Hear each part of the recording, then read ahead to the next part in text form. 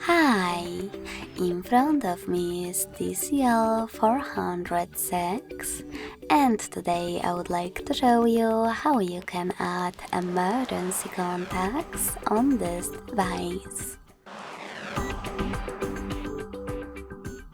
Begin by opening device's settings and scrolling all the way down to access safety and emergency.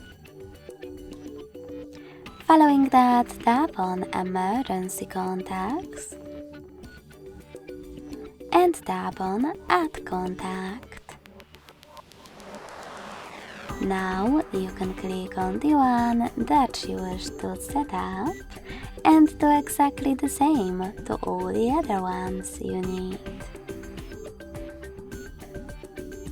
In order to remove some that you wish to exclude from your emergency contacts, click on this X next to the chosen one and confirm your choice in the pop-up.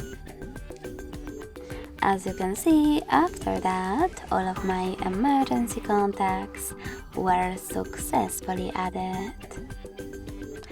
Thanks so much for watching. If you enjoyed this video, don't forget to leave a like, comment and subscribe.